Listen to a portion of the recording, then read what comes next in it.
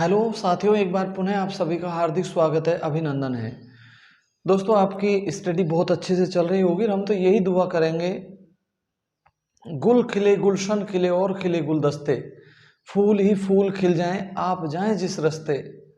भगवान से यही गुजारिश है हम लोगों की, गम न मिले आपको, आप रहें सदा हंसते। तो दोस्तों, इन्हीं शुभकामनाओं के साथ में आज हम एक महत्वपूर्ण टॉपिक स्टार्ट करने वाले हैं और आज इसका बेसिक कॉन्सेप्ट हम क्लियर करेंगे। आज हम प्रधानमंत्री और मंत्रिपरिषद, इससे संबंधित प्रावधान पढ़ने वाले हैं। देखिए, हमारे देश में संसदीय शासन व्यवस्था को अपनाया गया है और हमें पता है, अगर किसी भी देश में संसदीय शासन व्यवस्था पाई जाती है तो वहाँ पर कार्यपालिका के दो प्रकार पाए जाते हैं। एक होती है नाम मात्र की कार्यपालिका, जिसको हम औपचारिक कार्यपालिका भी कह सकते हैं, और एक होती है वास्तविक कार्यपालिका। हमारे देश में जो नाम मात्र के औपचारिक जो कार्यपालिका के शासक हैं वो कौन होते हैं? राष्ट्रपति महोदय। और हमारे देश में जो कार्यपालिका के वास्तविक शासक होते हैं वो कौन होते हैं? प्रधानमंत्री महोदय होते हैं। तो हम प्रधानमंत्री और मंत्रिपरिषद, इसको बहुत अच्छे से आज पढ़ेंगे। और आप लोगों से मैं रिक्वेस्ट करूंगा कि आप जब भी पढ़ें ना, अपने खुद के हाथ से बनाए हुए नोट्स बनाते चलें। ठीक है, खुद के नोट्स बना करके पढ़ने का अपना खुद का ही एक अलग आनंद है। वो हमारे लंबे समय याद भी रहता है, एक बार वो हाथ से हमारे निकल भी जाता है। सबसे पहले मैं अनुच्छेद लेता हूं, अनुच्छेद 74। अनुच्छेद 74 कहता है भाई कि राष्ट्रपति के कार्यों में सलाह एवं परामर्श देने के लिए, राष्ट्रपति महोदय के कार्यों में सलाह एवं परामर्श देने के लिए एक मंत्री परिषद होगी। क्या होगी भाई? मंत्री परिषद। और इस मंत्री परिषद का जो मुखिया होगा, वो मुखिया कौन होगा? वो होगा प्रधानमंत्री महोदय। तो ये जो प्रावधान दे रखा है, ये आर्टिकल कौन सा है? 74। राष्ट्रपति के कार्यों में सलाह एवं परामर्श देने के लिए मंत्री परिषद होगी। हम राष्ट्रपति पर विशद रूप से विवेचन कर चुके हैं। हमें पता है संविधान सारी शक्तियां किसको देता है? राष्ट्रपति महोदय को ही देता है। लेकिन उनको वास्तव में जो यूज लेते हैं वो कौन लेते हैं? प्रधानमंत्री लेते हैं। तो मैं कह रहा हूँ, राष्ट्रपति के कार्यों में सलाह और परामर्श देने के लिए क्या होगी? मंत्री परिषद। और उसका मुखिया कौन होते हैं? प्रधानमंत्री महोदय। अगर मैं कहता हूं भारत में राज्य का प्रधान कौन होता है, कुछ बेसिक कॉन्सेप्ट हैं। तो राज्य का प्रधान या भारत में राज्याध्यक्ष जो होते हैं, वो राज्याध्यक्ष हमारे देश में कौन होते हैं भाई? राष्ट्रपति महोदय होते हैं। ठीक है, राज्य अध्यक्ष। लेकिन मैं बात करता हूं सरकार का प्रधान कौन होता है, या फिर मैं कह सकता हूं सरकार का अध्यक्ष कौन होता है। तो सरकार का प्रधान कौन होता है भाई? आप जानते हैं प्रधानमंत्री महोदय सरकार के प्रधान होते हैं। दो बात हो गई, राज्य का प्रधान कौन होते हैं? राष्ट्रपति महोदय। और सरकार के प्रधान कौन होते हैं? प्रधानमंत्री महोदय। अगर मैं कहता हूं सरकार का वैधानिक प्रमुख कौन है, या फिर मैं कहता हूं भारत का वैधानिक प्रधान कौन है, तो हमारे देश में जो भारत के वैधानिक प्रधान है वो कौन है? राष्ट्रपति महोदय हैं वैधानिक प्रधान। ठीक है, लेकिन यदि मैं कहता हूं भारत का वास्तविक प्रमुख कौन है, भारत का वास्तविक प्रमुख कौन है, हमारे देश में जो वास्तविक प्रमुख हैं वो कौन होते हैं भाई? प्रधानमंत्री महोदय होते हैं। ये चार बात देख लेना, ये चार छोटी छोटी सी बातें हैं, लेकिन ये एग्जाम्स में आ जाती हैं, तो इनको देख लेना। एक बार पुनः बोल देता हूं, भारत का प्रधान राष्ट्रपति, सरकार का प्रधान प्रधानमंत्री, भारत का वैधानिक प्रधान कौन होता है? राष्ट्रपति महोदय, और भारत का वास्तविक प्रधान कौन होता है? प्रधानमंत्री महोदय होता है। तो आपने जाना ये अनुच्छेद 74 है कि राष्ट्रपति के कार्यों में सलाह और परामर्श देने के लिए मंत्री परिषद होगी, और जिसका हेड कौन होता है भाई? प्रधानमंत्री होता है। अब हम बात करते हैं अनुच्छेद 75 की। अनुच्छेद 75 क्या कहता है? अनुच्छेद 75 कहता है प्रधानमंत्री की नियुक्ति राष्ट्रपति करते हैं। प्रधानमंत्री की जो नियुक्ति होती है वो कौन करते हैं भाई? राष्ट्रपति महोदय करते हैं। ठीक है, आपने देखा होगा बहुत सी बार ये सवाल सीधा सीधा आ जाता है एग्जामों में, प्रधानमंत्री डैश वो कहता है मनोनीत होता है, निर्वाचित होता है या नियुक्त होता है। तो ध्यान रखना प्रधानमंत्री क्या होता है भाई, नियुक्त होता है, इस बात का। और एक बात और ध्यान रखना, हमारे देश में एक सेंट्रल गवर्नमेंट होती है और एक स्टेट गवर्नमेंट होती है, ठीक है। सेंट्रल गवर्नमेंट में होते हैं राष्ट्रपति महोदय और राज्यों में उनका प्रतिनिधि कौन होता है, राज्यपाल। तो ध्यान रखना राष्ट्रपति के जो लगभग वर्ग हैं वही काम राज्य में कौन करता है, राज्यपाल करता है। और जो काम देश में प्रधानमंत्री करता है वही काम राज्यों में कौन करते हैं, मुख्यमंत्री करते हैं। अब जैसे अपन ने अनुच्छेद 74 की बात की थी कि राष्ट्रपति कार्यों में सलाह और परामर्श देने के लिए क्या होगी, मंत्रिपरिषद होगी जिसका मुखिया प्रधानमंत्री होगा। ये तो अनुच्छेद 74 हो गया। अगर मैं राज्यों में आता हूं तो राज्यों में क्या आ जाएगा, राज्यपाल के कार्यों में सलाह और परामर्श देने के लिए क्या होगी, मंत्रिपरिषद, और उसका मुखिया कौन होगा, मुख्यमंत्री हो जाएगा। ये आर्टिकल 163 है, ठीक है ना। तो ये कहीं ना कहीं इनके बीच में सिमिलरिटी है, मतलब प्रधानमंत्री हम पढ़ रहे हैं तो जो काम देश में प्रधानमंत्री करता है वही काम राज्यों में कौन करते हैं, मुख्यमंत्री महोदय करते हैं। ये लगभग। अब जैसे हमने कहा प्रधानमंत्री की नियुक्ति कौन करते हैं, राष्ट्रपति। तो प्रधानमंत्री की जगह राज्यों में कौन होता है, मुख्यमंत्री। तो बताओ मुख्यमंत्री की भी क्या होगी, नियुक्ति, और मुख्यमंत्री की नियुक्ति कौन कर देंगे, राज्यपाल कर देंगे, ठीक है ना। तो प्रधानमंत्री की नियुक्ति राष्ट्रपति करते हैं। और जो अन्य मंत्री होते हैं उनकी नियुक्ति भी भाई कौन करते हैं, तो उनकी नियुक्ति भी कौन करते हैं, राष्ट्रपति महोदय करते हैं। लेकिन प्रधानमंत्री की सिफारिश पर अन्य मंत्रियों की नियुक्ति राष्ट्रपति के द्वारा की जाती है, ठीक है। अब यहां हम देखते हैं प्रधानमंत्री की नियुक्ति। देखिए यहां पर राष्ट्रपति महोदय कई बार अपनी स्वयं विवेकीय शक्तियों का प्रयोग कर सकते हैं। हमें पता है हमारे यहाँ जो मंत्रिपरिषद को बहुमत प्राप्त होता है, करना होता है, वो कौन सा सदन होता है, लोकसभा। अब लोकसभा के चुनाव हो गए मान लीजिए, ठीक है। लोकसभा के चुनाव में किसी दल को स्पष्ट बहुमत मिल गया, स्पष्ट बहुमत। भाई प्रेजेंट में लोकसभा में कितने मेंबर हैं, 545 सदस्य हैं अभी फिलहाल, ठीक है। तो जो इसके आधे से ज्यादा जो सदस्य होंगे वहीं तो पूर्ण बहुमत प्राप्त होगा। अब मान लीजिए किसी दल को पूर्ण बहुमत मिल गया तो राष्ट्रपति महोदय को जिस दल को बहुमत मिला है उसके नेता को प्रधानमंत्री बनने के लिए आमंत्रित करना ही करना होगा। ये बात तो हुई जब किसी भी दल को स्पष्ट बहुमत मिल जाता है। कल्पना कीजिए किसी भी दल को स्पष्ट बहुमत नहीं मिलता है तो उस लोकसभा को हम कहते हैं त्रिशंकु लोकसभा। जब किसी भी दल को बहुमत नहीं मिलता है तो उस लोकसभा को हम क्या बोलते हैं, त्रिशंकु लोकसभा। और ध्यान रखना जब त्रिशंकु लोकसभा गठन होता है तो उस समय राष्ट्रपति महोदय अपनी स्वयं विवेकीय शक्तियों का प्रयोग कर सकते हैं। मान लीजिए किसी एक्स पार्टी को सीटें मिली 200 और वाई पार्टी को सीटें मिली 190। हम इसको ऐसे समझ सकते हैं, भाई पूर्ण बहुमत तो मिला नहीं है, 272-73, ठीक है, यहाँ पूर्ण बहुमत प्राप्त होगा, लेकिन यहाँ तो 200 और 190 ही रह गए। तो ऐसी स्थिति में पूर्ण बहुमत नहीं मिला तो इसको हम त्रिशंकु लोकसभा कहेंगे। यहाँ राष्ट्रपति अपनी स्वयं विवेकीय शक्तियों का प्रयोग करता है। आमतौर पर प्राय साधारणतः एक परंपरा से चली आ रही है कि जिस दल को लोकसभा में सर्वाधिक सीटें मिलती है उसी दल के नेता को हमारे जो सरकार बनाने के लिए आमंत्रित करते हैं। लेकिन वो ऐसा करने को बिल्कुल भी प्रतिबद्ध नहीं है, कटिबद्ध नहीं है।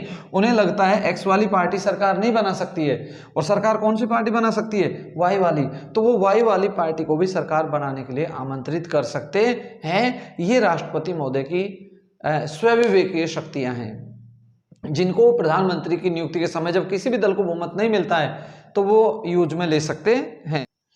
हमें पता है प्रधानमंत्री की नियुक्ति राष्ट्रपति ने की, अन्य मंत्रियों की नियुक्ति भी राष्ट्रपति ने की।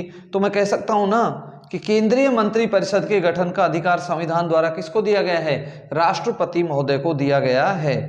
डॉक्टर अंबेडकर जी, भीमराव अंबेडकर जी की यदि हम बात करें तो भीमराव अंबेडकर जी ने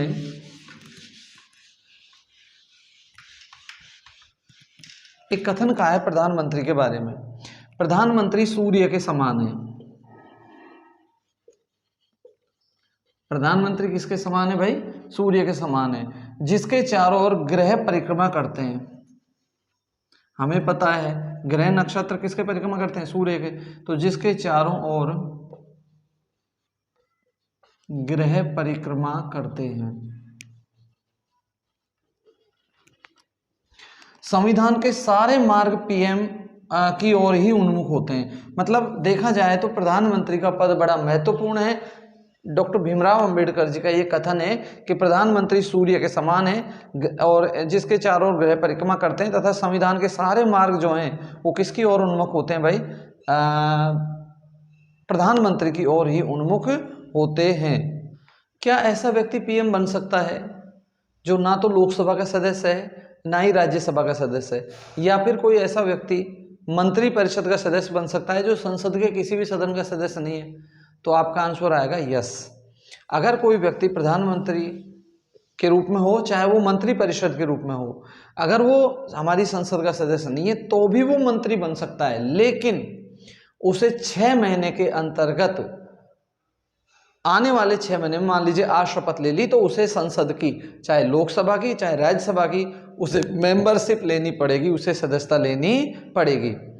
आपको याद होगा हमारे जो प्रधानमंत्री हैं पीवी नरसिम्हा राव जी, वो उस समय जब प्रधानमंत्री बने थे तो ना तो वो लोकसभा के सदस्य थे ना ही वो राज्यसभा के सदस्य थे।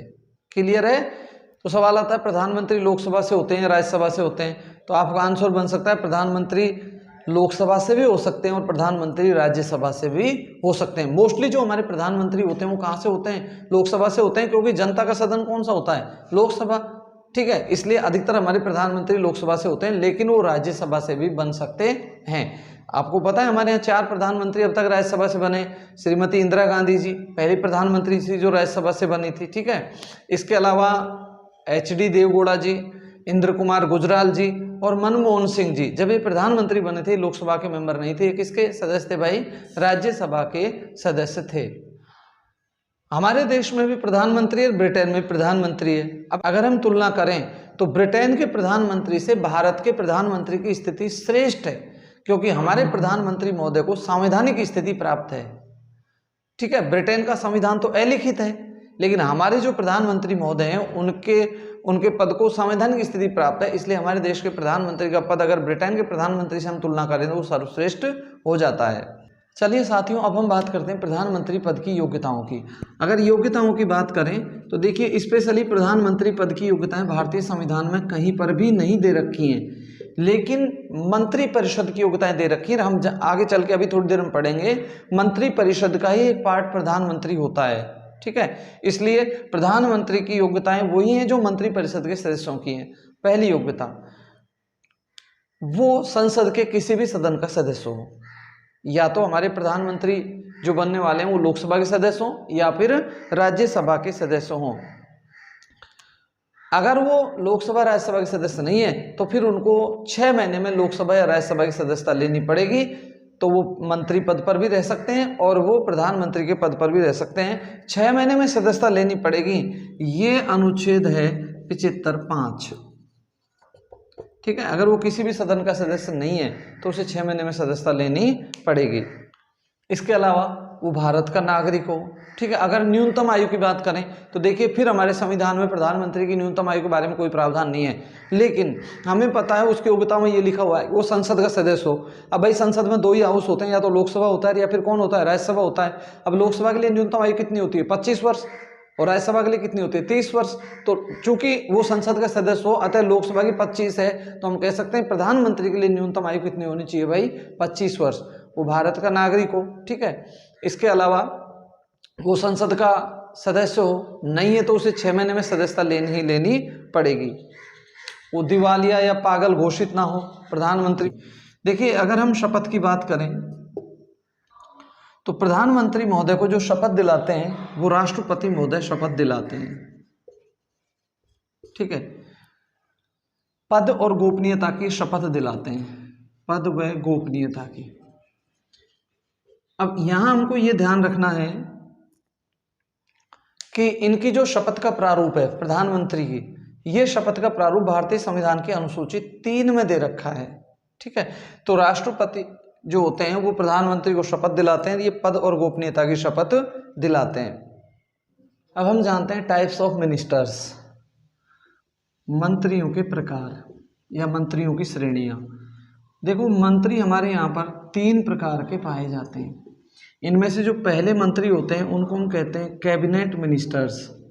ठीक है, हिंदी में कहते हैं मंत्रिमंडल। दूसरे मंत्री जो हमारे यहाँ मिलते हैं उनको हम कहते हैं राज्य मंत्री।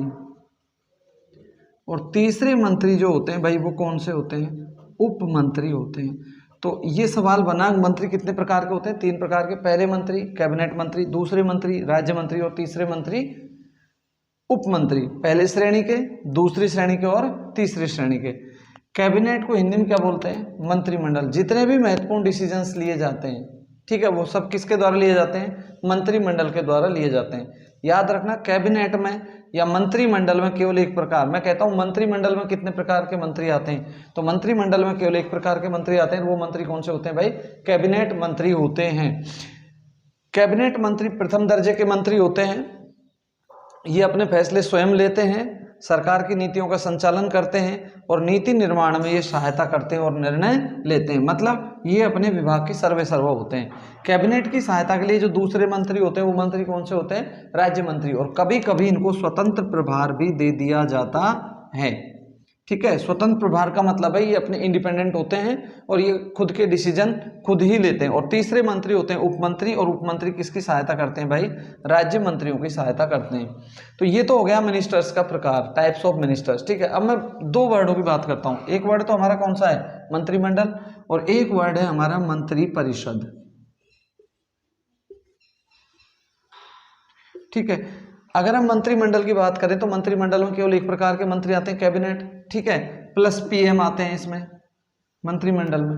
लेकिन अगर हम मंत्री परिषद की बात करें तो ये तीनों प्रकार के मंत्री है ना, कैबिनेट मंत्री हो, चाहे राज्य मंत्री हो, चाहे उप मंत्री हो, ये तीनों प्रकार के मंत्री प्लस हमारे प्रधानमंत्री महोदय, इनके मिलने से जो बनती है उसको हम क्या कहते हैं भाई? मंत्री परिषद कहते हैं। अब आप देखिए, मंत्रिमंडल में केवल एक प्रकार के मंत्री हो गए, कैबिनेट, जबकि मंत्री परिषद में 3 प्रकार के मंत्री हो गए। छोटा रूप किसका होता है? मंत्रिमंडल का। और जो बृहद रूप होता है, बड़ा रूप होता है, वो किसका होता है? मंत्री परिषद का। लेकिन ध्यान रखना, अगर फैसले लेने की बात करें, फैसले लेने की बात करें, ठीक है, या हम महत्व की दृष्टि से मंत्रिमंडल और मंत्री परिषद की तुलना करें तो इनमें मंत्रिमंडल अधिक महत्वपूर्ण है, क्योंकि शासन की नीतियों का संचालन मंत्रिमंडल के द्वारा ही किया जाता है। तो ध्यान रखना, क्या भारतीय संविधान में जो हमारा मूल संविधान था उसमें मंत्रिमंडल शब्द का उल्लेख था? आपका आंसर आएगा नहीं। मूल संविधान में मंत्रिमंडल शब्द का उल्लेख नहीं था। 44वें संवैधानिक संशोधन 1978 के द्वारा इस मंत्रिमंडल शब्द को जोड़ा गया और पूरे संविधान में मंत्रिमंडल शब्द का प्रयोग केवल एक बार हुआ है। और वो अनुच्छेद कौन सा है? 352। यानी कि मंत्रिमंडल शब्द पूरे संविधान में केवल एक बार आया और वो अनुच्छेद है 352। आप कहेंगे 352 तो राष्ट्रीय आपात से संबंधित है। बिल्कुल सही बात है। हमारे देश में जब भी राष्ट्रीय आपात लगेगा तो मंत्रिमंडल की लिखित सलाह पर लगेगा। तो ये जो प्रावधान लिखा हुआ है मंत्रिमंडल की लिखित सलाह पर लगेगा, राष्ट्रपति महोदय लगाएंगे। तो ये अनुच्छेद कौन सा है? 352। तो ये हमने जाना मंत्रियों के प्रकार। अब हम बात करते हैं सामूहिक उत्तरदायित्व की।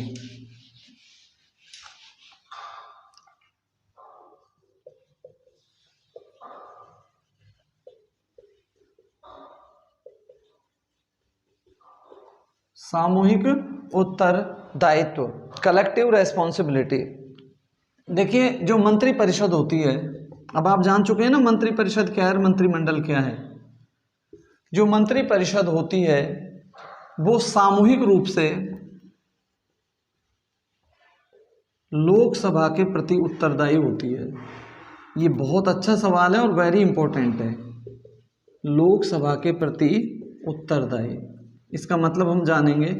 और ये जो अनुच्छेद है, ये अनुच्छेद है 75 का पार्ट 3। सामूहिक रूप से हमें पता है मंत्री 3 तरह के होते हैं, एक मंत्री कैबिनेट, एक मंत्री राज्य मंत्री और एक मंत्री उप मंत्री। ठीक है, मान लीजिए हम सबसे छोटे मंत्री को लेते हैं जिनको हम उप मंत्री के नाम से जानते हैं। उप मंत्री ने कोई विधेयक लोकसभा में पेश किया,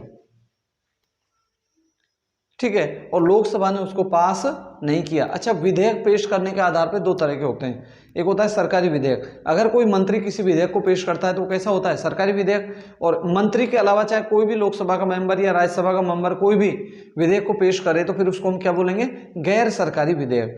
अब कोई सरकारी विधेयक है, मतलब किसी मंत्री के द्वारा पेश किया गया है और वो किस सदन में पेश किया गया है, लोकसभा में, और मान लीजिए लोकसभा ने उस विधेयक को पास नहीं किया, तो ध्यान रखना संपूर्ण मंत्रिपरिषद को, प्रधानमंत्री को त्याग पत्र देना ही देना होगा। मतलब कह सकते हैं वो सरकार गई।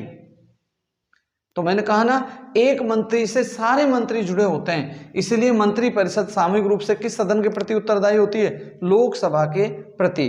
भाई सामूहिक उत्तरदायित्व का आशय यह है कि प्रत्येक मंत्री के कार्य के लिए संपूर्ण मंत्रिपरिषद उत्तरदायी होता है। ऐसे नियम बच सकते हैं कि भाई ये तो उस मंत्री ने किया है, नहीं, अगर कोई मंत्री कर देता है तो वो लोग सामूहिक रूप से उसके प्रति उत्तरदायी होते हैं। याद रखना, ये किस सदन के प्रति उत्तरदायी होते हैं, लोकसभा। क्यों? क्योंकि जनता का सदन कौन सा होता है, लोकसभा होता है। अगर कोई मंत्री राज्यसभा में कोई विधेयक पेश करता है और मान लीजिए राज्यसभा उस विधेयक को पास नहीं करती है, तो सरकार की सेहत पर कोई भी फर्क पड़ने वाला नहीं है, क्योंकि मंत्रिपरिषद सामूहिक रूप से किस सदन के प्रति उत्तरदायी होती है भाई, लोकसभा के प्रति उत्तरदायी होती है। अब मैं कहता हूं मंत्रिपरिषद व्यक्तिगत रूप से किसके प्रति उत्तरदायी होती है, तो व्यक्तिगत रूप से जो हमारी मंत्रिपरिषद है वो राष्ट्रपति महोदय के प्रति उत्तरदायी होती है। तो ये सामूहिक उत्तरदायित्व का सिद्धांत है जो आपके समझ में आ गया होगा। अब हम बात करते हैं मंत्रिपरिषद के कार्यकाल की। ध्यान रखना, मंत्रिपरिषद का कार्यकाल मतलब इससे प्रधानमंत्री का कार्यकाल भी क्लियर हो जाएगा। मंत्रिपरिषद का कार्यकाल या मंत्रियों का कार्यकाल, देखो भाई आमतौर पर हमारे जो मंत्रियों का कार्यकाल होता है वो कितने वर्ष का होता है, 5 वर्ष का, ठीक है।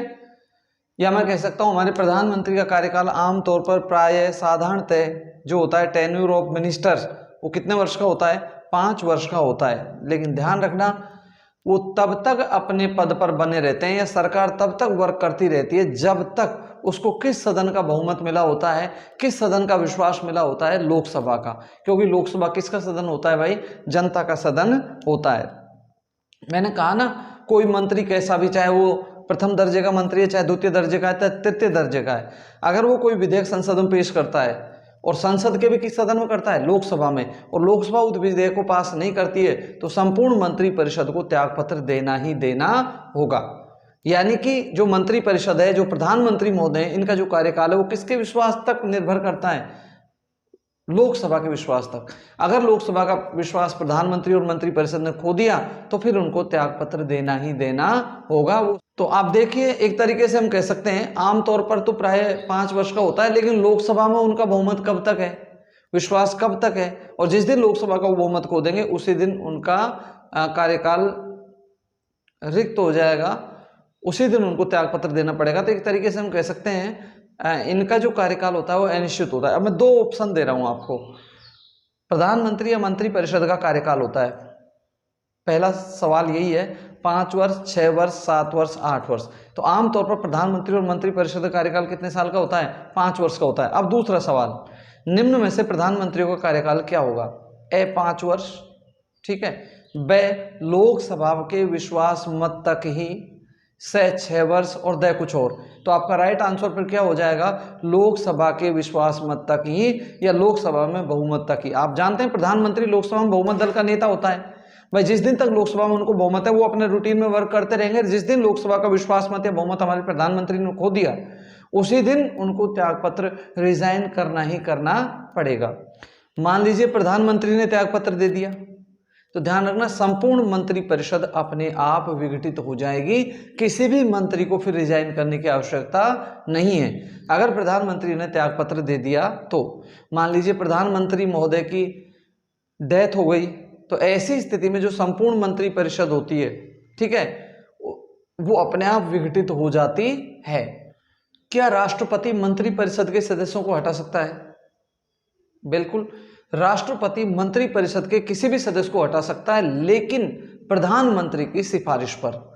अगर प्रधानमंत्री महोदय सिफारिश करते हैं तो राष्ट्रपति महोदय किसी भी मंत्री को उसके पद से हटा देंगे। H.J. लास्की ने कथन कहा है कि प्रधानमंत्री महोदय मंत्रिपरिषद का निर्माण करता होता है और मंत्रिपरिषद का संहार करता होता है। हमने जाना ना भाई, नियुक्ति राष्ट्रपति जरूर करते हैं मंत्रियों की, लेकिन वो किसकी सिफारिश पर करते हैं? तो किसकी सिफारिश पर करते हैं? प्रधानमंत्री महोदय की, और उनमें जो विभागों का बंटवारा होता है वो प्रैक्टिकल में कौन से मंत्री को कौन सा विभाग देना है, वो विभागों का बंटवारा कौन करता है, प्रधानमंत्री ही महोदय करते हैं, ठीक है ना। तो प्रधानमंत्री जो है वो मंत्रिपरिषद के निर्माण करता है, संहार करता है, H.G. लास के पॉलिटिशियन ने कहा है। अपने आप में ये बहुत सारी चीजों को ये कथन कॉन्सेप्ट क्लियर कर देता है। अब हम बात करते हैं मंत्रिपरिषद की विशेषताओं की। अगर हम मंत्रिपरिषद की विशेषताओं की बात करें तो इनमें कई विशेषताएं ऐसी हैं जो पीछे आ चुकी हैं, जो अब तक हमने पढ़ी हैं। इनमें जो पहली विशेषता है भाई वो है प्रधानमंत्री कार्यपालिका का वास्तविक प्रधान होता है। प्रधानमंत्री कार्यपालिका का वास्तविक प्रधान होता है, ठीक है। अगर मैं दूसरी विशेषता की बात कर दूं तो सभी मंत्री जो होते हैं वो संसद के किसी सदन के सदस्य होने चाहिए। तो ये दूसरी विशेषता हो गई। अगर मैं तीसरी बात करूं तो मंत्रिपरिषद सामूहिक रूप से, देखो ये सवाल बहुत अच्छा है, इंपॉर्टेंट है। मंत्रिपरिषद सामूहिक रूप से किस सदन के प्रति उत्तरदायी होती है भाई, लोकसभा के प्रति उत्तरदायी होती है।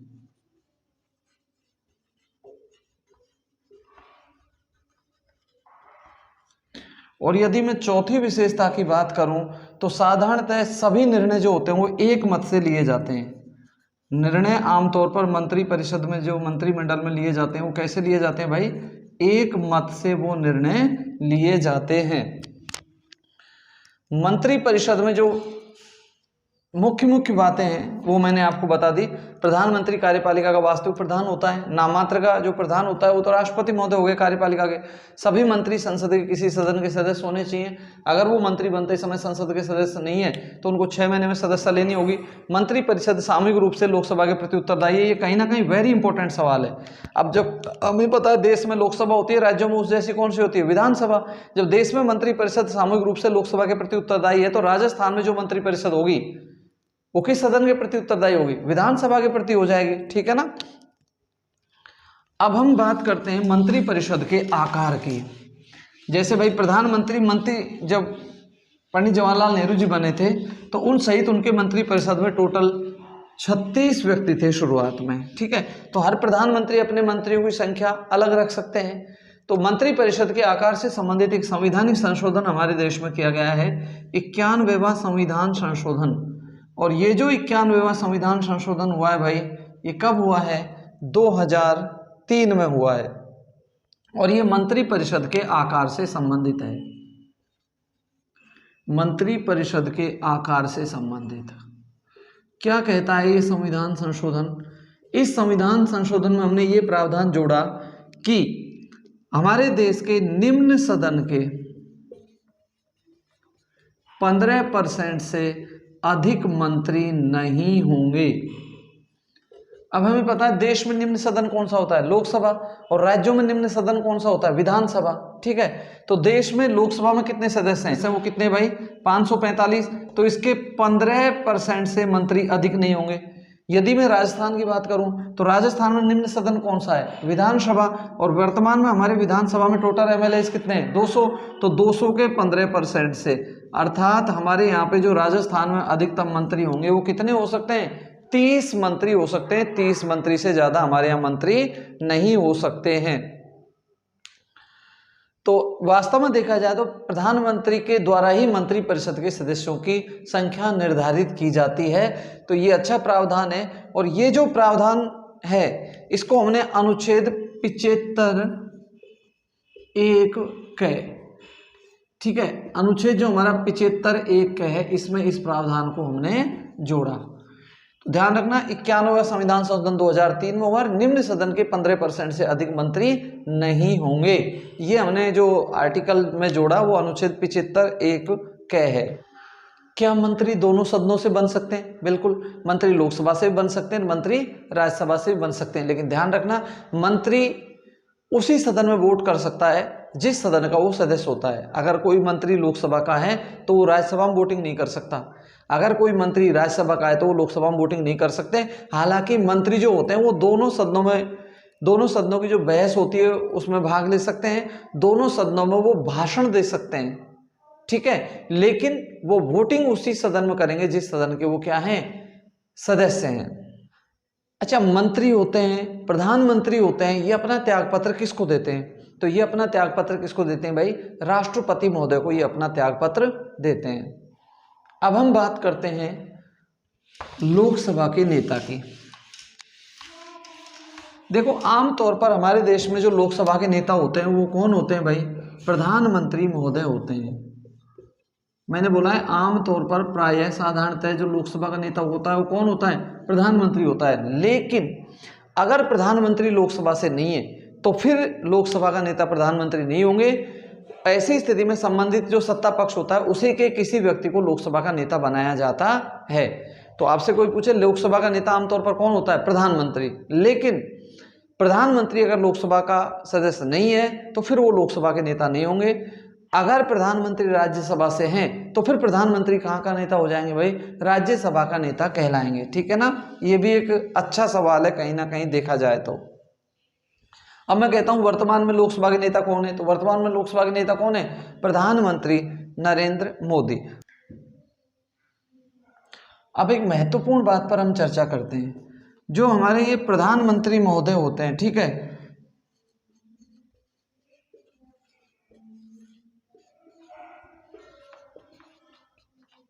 अच्छा सवाल है ये। मंत्रिमंडल की बैठकें होती हैं तो मंत्रिमंडल की बैठकों की अध्यक्षता कौन करते हैं? प्रधानमंत्री होते हैं। मंत्रिमंडल की बैठक में क्या निर्णय लिया, इनको जाकर के राष्ट्रपति महोदय कौन बताएगा? प्रधानमंत्री महोदय। और राष्ट्रपति महोदय की प्रतिक्रिया क्या रही उस विषय पर, इसको आकर मंत्रिमंडल कौन बताएगा? प्रधानमंत्री। मतलब मैं कह सकता हूं राष्ट्रपति और मंत्रिमंडल के बीच में एक कड़िका का जो काम करते हैं वो कौन करते हैं भाई? कौन करते हैं? प्रधानमंत्री महोदय। और ये तो मैं आपको बता ही चुका कि प्रधानमंत्री महोदय ही मंत्रिमंडल की बैठकों की अध्यक्षता करते हैं। अब हम अनुच्छेद 78 को देखते हैं। एक 74 हो गया, एक 75 हो गया, ठीक है, दोनों पे हम विशद रूप से चर्चा कर चुके हैं। अनुच्छेद 78 क्या कहता है भाई? अनुच्छेद 78 प्रधानमंत्री मंत्रिपरिषद में होने वाली कार्रवाइयों से राष्ट्रपति महोदय को अवगत कराएंगे। मंत्रिपरिषद की जो भी कार्रवाई है उनसे जो राष्ट्रपति महोदय को अवगत कराएंगे वो कौन कराएंगे? प्रधानमंत्री महोदय। ये आर्टिकल कौन सा है? 78 है। अगर मैं कहूं प्रधानमंत्री के जो संवैधानिक कर्तव्य हैं वो कौन से आर्टिकल में दे रखे हैं या कौन से आर्टिकल में उल्लेखित हैं, तो वो आर्टिकल कौन सा है? 78। क्या है भाई इसमें? प्रशासन के संदर्भ में प्रधानमंत्री जो हैं वो हमारे राष्ट्रपति महोदय को जानकारी देंगे प्रशासन के संबंध में, या विधि निर्माण के संबंध में, ठीक है, तो उसके संबंध में भी हमारे देश के राष्ट्रपति महोदय को जानकारी कौन देंगे? तो वो भी प्रधानमंत्री देंगे। या किसी भी विषय पर मंत्री परिषद में प्रधानमंत्री महोदय चर्चा करवा सकते हैं राष्ट्रपति के कहने पर। मंत्री परिषद में चर्चा किसी भी विषय पर राष्ट्रपति के कहने पर करवा सकते हैं। तो इन सब का जो उल्लेख किया गया है वो आर्टिकल कौन सा है भाई? 78। तो हम कह सकते हैं प्रधानमंत्री और राष्ट्रपति के बीच जो संबंध है उनको स्पष्ट करने वाला आर्टिकल भी कौन सा है? 78। अगर किसी प्रधानमंत्री के खिलाफ अविश्वास प्रस्ताव आ रहा है और मान लीजिए हमारे प्रधानमंत्री महोदय राज्यसभा से हैं, तो क्या वो अविश्वास प्रस्ताव पर वोटिंग करेंगे? देखो, विश्वास प्रस्ताव अविश्वास प्रस्ताव जो लोकसभा आएगा जब हम विशद रूप से चर्चा करेंगे। अविश्वास प्रस्ताव हमेशा विपक्ष लेके आता है, वो लोकसभा में आता है, क्योंकि मंत्रिपरिषद का सामूहिक उत्तरदायित्व किस सदन के प्रति होता है? लोकसभा के प्रति होता है। तो अगर अविश्वास प्रस्ताव आ रहा है और हमारे प्रधानमंत्री राज्यसभा से हैं, अब हमें पता है अविश्वास प्रस्ताव केवल और केवल कहाँ पेश होगा? लोकसभा में पेश होगा, राज्यसभा को उसको पास करने की आवश्यकता नहीं है। अब अगर लोकसभा में अविश्वास प्रस्ताव आया है तो उस पर कभी भी ऐसे प्रधानमंत्री वोटिंग नहीं करेंगे जो किस सदन के सदस्य हैं? राज्यसभा के। अगर वो लोकसभा के सदस्य हैं तो फिर वो उस पर वोटिंग करेंगे। अब हम मंत्रिपरिषद के कार्यों से संबंधित चर्चा करते हैं। मंत्रिपरिषद के कार्य।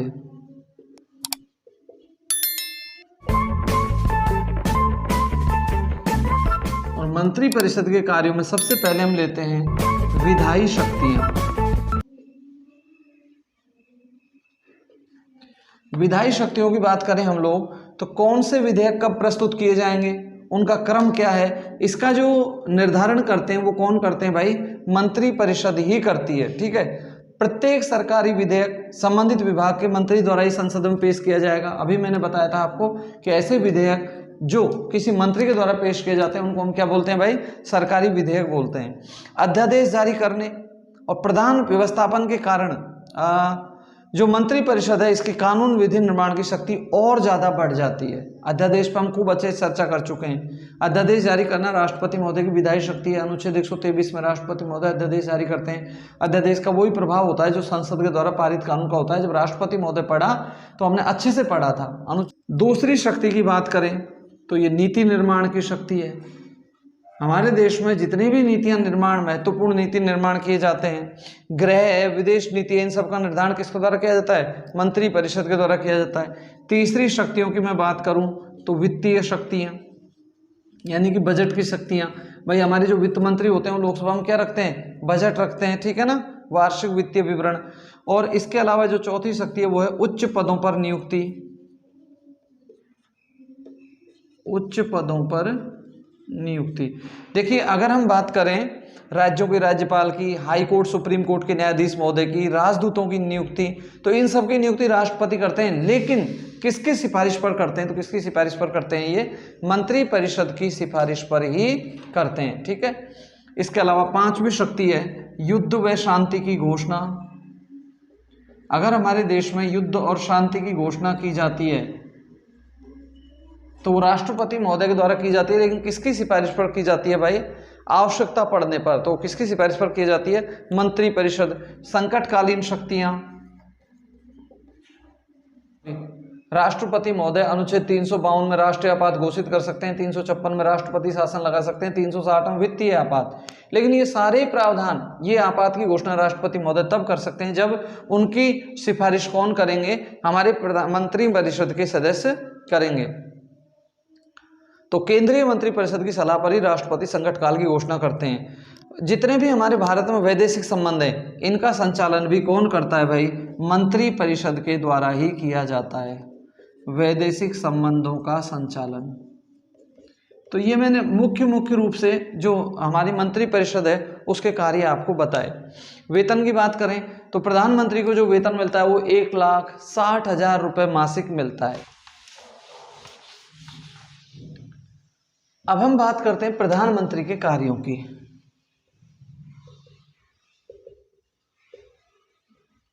प्रधानमंत्री कार्यों में सबसे पहले तो यही आ गया कि वो लोकसभा को नेतृत्व प्रदान करते हैं। लोकसभा को नेतृत्व प्रदान करना। भाई हमको पता है प्रधानमंत्री लोकसभा में बहुमत प्राप्त दल का नेता होता है। सदन में सरकार की महत्वपूर्ण नीतियों घोषणा करता है। सदन में अपने सहयोगी मंत्रियों द्वारा दिए गए भाषणों को वो स्पष्टीकरण देते हैं उन पर। और प्रधानमंत्री राष्ट्रपति को लोकसभा भंग करने की सलाह भी दे सकते हैं। तो मैं कह सकता हूँ लोकसभा का जो नेतृत्व प्रदान करते हैं सारे कार्य ये प्रधानमंत्री की सिफारिश पर ही राष्ट्रपति महोदय करते हैं। दूसरा है मंत्रिपरिषद का निर्माण। देखो मंत्रिपरिषद मतलब मंत्रियों की नियुक्ति तो कौन करते हैं, राष्ट्रपति महोदय करते हैं। लेकिन वास्तव में जो मंत्री होते हैं उनकी अभिशंसा जो होती है, मतलब मंत्रियों का जो सिलेक्शन किया जाता है वो किसके द्वारा किया जाता है, प्रधानमंत्री के द्वारा किया जाता है। ठीक है, तो प्रधानमंत्री की सिफारिश पर ही तो मंत्रिपरिषद के सदस्यों की नियुक्ति कौन करते हैं, राष्ट्रपति करते हैं। उनमें विभागों का बंटवारा हमारे कौन करते हैं, प्रधानमंत्री महोदय करते हैं।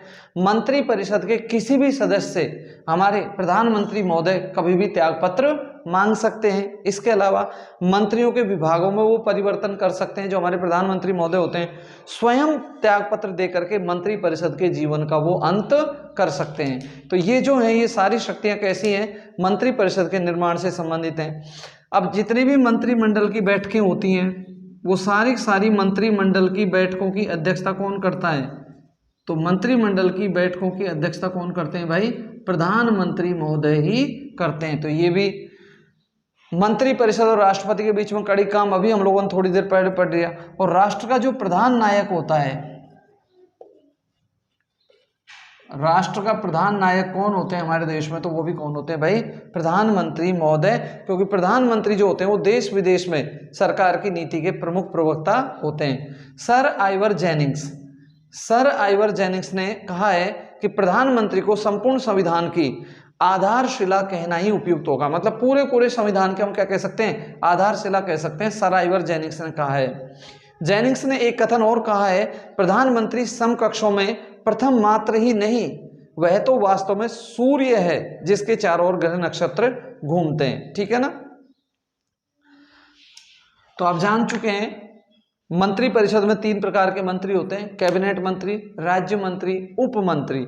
और कई बार क्या होता है, चौथे मंत्रियों के रूप में संसदीय सचिवों को माना जाता है। संसदीय सचिव, देखो इनको माना जाता है।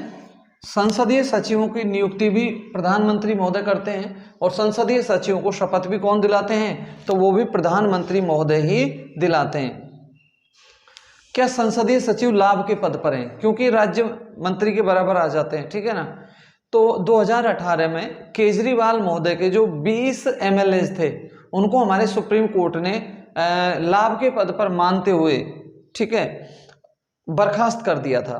तो संसदीय सचिवों को राज्य मंत्री का दर्जा तो प्राप्त है, परंतु वो मंत्री परिषद में शामिल नहीं होते हैं। संसदीय सचिव का जो पद है वो संवैधानिक नहीं है। ठीक है। इनकी नियुक्ति राष्ट्रपति नहीं करते हैं, इनकी नियुक्ति प्रधानमंत्री करते हैं, और इनको शपथ भी कौन दिलाते हैं भाई, प्रधानमंत्री ही दिलाते हैं।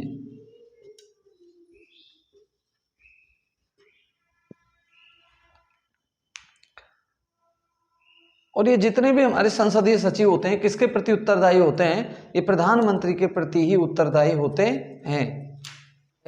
कि मुनरो ने कहा है कि प्रधानमंत्री राज्य रूपी कप्तान का जहाज है। इसके अलावा लॉर्ड माले ने कहा है वह समान पदों वालों में प्रथम है। ग्रिव्स ने कहा है कि सरकार राष्ट्र की स्वामी है और प्रधानमंत्री सरकार का स्वामी है। इसके अलावा विलियम हारकोर्ट ने कहा है कि प्रधानमंत्री नक्षत्रों के बीच में चंद्रमा है। ये कुछ कथन है जो प्रधानमंत्री की इंपोर्टेंस को बताते हैं। ठीक है। तो कुछ अनुच्छेद अब आपको मैं बता देता हूं जो कि बहुत इंपॉर्टेंट हैं। विगत वर्ष के प्रश्न पत्रों में हमको ये दिखाई देते हैं। मंत्री परिषद में मंत्रियों की सदस्य संख्या,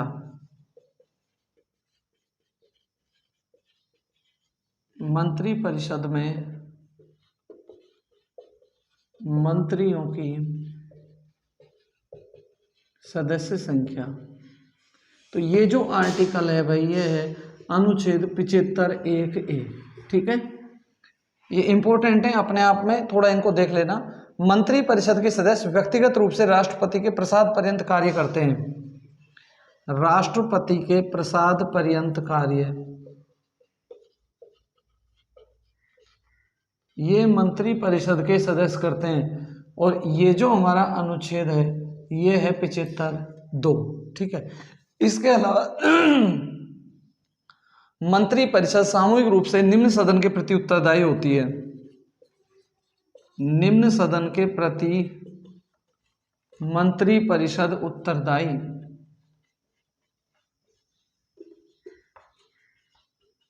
ये अनुच्छेद है भाई 75 का पार्ट 3। ठीक है। अब मैं कहता हूं राष्ट्रपति प्रत्येक मंत्री को तीसरी अनुसूची के अनुसार पद और गोपनीयता की शपथ दिलाते हैं।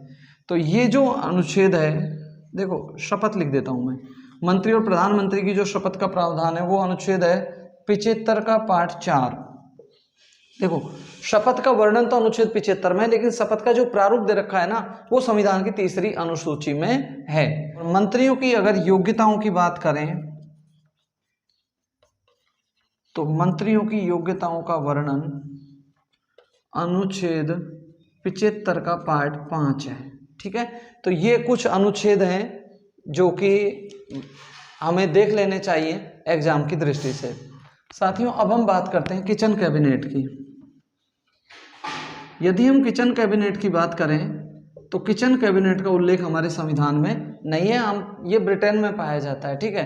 किचन कैबिनेट क्या होता है, एक लघु निकाय होता है। इसमें प्रधानमंत्री के कुछ विश्वसनीय मंत्री या फिर हो सकते हैं उनके कुछ मित्र हो, या फिर हो सकता है उनके कुछ परिजन हो जिनसे वो महत्वपूर्ण नीति निर्माण में सलाह लेते हैं, परामर्श लेते हैं। तो उसी को हमने क्या नाम दिया है, किचन कैबिनेट नाम दिया है। ठीक है, इसको भारत में प्रधानमंत्री की आंतरिक कैबिनेट कहा जाता है, प्रधानमंत्री की आंतरिक कैबिनेट। ठीक है, तो ये किचन कैबिनेट है, इसमें कुछ ही सदस्य होते हैं जो कि प्रधानमंत्री के विश्वास पात्र होते हैं। अति निकट के वो मंत्री होते हैं या फिर उनके मित्र हो सकते हैं या परिवारजन हो सकते हैं, जिनकी संख्या बहुत कम होती है, 4, 5, 10। ठीक है, बहुत कम संख्या होती है। एक शब्द और सुना होगा आप लोगों ने, छाया मंत्रिमंडल। देखो सरकार तो बनी जाती है, तो सरकार का जो मंत्रिमंडल होता है वो तो देश में वर्क कर ही रहा होता है। हमारे देश में विपक्ष की पार्टियां भी होती हैं। ठीक है, तो विपक्ष की पार्टियां अपना खुद का एक मंत्रिमंडल बना देती हैं। ठीक है, और उस मंत्रिमंडल को क्या नाम दिया जाता है, शैडो, मतलब छाया मंत्रिमंडल के हम नाम से जानते हैं। तो विपक्ष के द्वारा जो मंत्रिमंडल गठित होता है उसको हम शैडो कैबिनेट कहते हैं। इसको हम वैकल्पिक सरकार कह सकते हैं। ठीक है ना, वैकल्पिक सरकार के रूप में। हमारे यहाँ पे अंतर्राज्यीय परिषद, राज्यों के आपसी विवाद को निपटार करने के लिए अनुच्छेद 263 के तहत अंतर्राज्यीय परिषद का गठन किया गया है। और अंतर्राज्यीय परिषद के जो हमेशा पदेन अध्यक्ष होते हैं वो कौन होते हैं भाई, प्रधानमंत्री होते हैं। इसके अलावा मैं नीति आयोग की बात करूं, नीति आयोग का जो पूर्ववर्ती नाम है वो योजना आयोग है, जिसका वर्णन संविधान में नहीं है, मतलब ये संविधानेतर निकाय है। 1950 में योजना आयोग का गठन हुआ था और उसके हमेशा प्रधानमंत्री ही पदेन अध्यक्ष होते थे। अब योजना आयोग को हम लोगों ने 1 जनवरी 2015 से नीति आयोग में बदल दिया है, नाम बदल दिया। और नीति आयोग के जो पदेन अध्यक्ष होते हैं वो भी कौन होते हैं भाई, प्रधानमंत्री महोदय ही होते हैं। यदि राष्ट्रीय एकता परिषद की मैं बात करूं तो राष्ट्रीय एकता परिषद के अध्यक्ष भी कौन होते हैं भाई, तो वो भी हमेशा कौन होते हैं, प्रधानमंत्री महोदय ही होते हैं। ठीक है, तो ये कुछ निकाय हैं जिनके अध्यक्ष हमारे प्रधानमंत्री महोदय होते हैं। अच्छा, जितना मैं प्रधानमंत्री से संबंधित जो बेसिक कॉन्सेप्ट है जानता था वो सब मैंने आपके सामने रख दिया। ठीक है, जितनी मेरी नॉलेज है, और मैं उम्मीद करता हूँ शायद आपको इससे ज़रूर लाभ होगा। ठीक है, बेसिक कॉन्सेप्ट बिल्कुल क्लियर हो गया होगा। और जैसा देश में प्रधानमंत्री महोदय ऐसे ही राज्यों में कौन होते हैं, मुख्यमंत्री महोदय हैं। तो सारी बातों को यहाँ अप्लाई कर दीजिए लगभग। तो हमारे मुख्यमंत्री महोदय को याद करने में, एक माइंड में सेट कर लो तो वो याद करने में बहुत सुविधा होगी और सहज रूप से हमको वो याद हो जाएंगे। भाई राष्ट्रपति अगर हम लोगों ने पढ़ लिया, देखिए मैं एक कॉन्सेप्ट बताता हूँ, जो हमारी केंद्रीय व्यवस्था है वो तो भाग 5 में है और राज्य स्तर की जो व्यवस्था है वो भाग 6 में है। अगर हम लोगों ने राष्ट्रपति महोदय को पढ़ लिया तो राज्यों में कौन होते हैं, राज्यपाल महोदय होते हैं। तो राष्ट्रपति महोदय को पढ़ लिया तो काफी हद तक हमारा राज्यपाल महोदय हो जाता है। उपराष्ट्रपति जैसा कोई पद राज्यों में नहीं होता है। मंत्री परिषद मतलब प्रधानमंत्री, तो राज्यों में कौन होते हैं, मुख्यमंत्री होते हैं। तो ये लगभग सेम है। ठीक है, इसके अलावा देश में लोकसभा होती है तो राज्यों में क्या होती है, विधानसभा होती है। तो ये भी लगभग सेम है। अगर ये पढ़ लिया तो ये मैंने बोला ऐसा कुछ नहीं है, हमारे माइंड में सेट, लंबे समय याद रहे। अगर हम लोगों ने राज्यसभा पढ़ लिया तो ध्यान रखना कुछ हमने अधिकतर पार्ट किसका पढ़ लिया, विधान परिषद का भी पढ़ लिया। अगर हम लोगों ने महान्यायवादी पढ़ लिया, अनुच्छेद 76 पढ़ेंगे हम इसको भी, अटॉर्नी जनरल। ठीक है, तो याद रखना हम लोगों ने महाधिवक्ता भी पढ़ लिया, क्योंकि राज्यों में जो महाधिवक्ता होता है वो किसके समान होता है, देश के महान्यायवादी के समान ही ये पद होता है। तो देखा जाए तो कहीं ना कहीं ये एक दूसरे से जुड़े हुए हैं।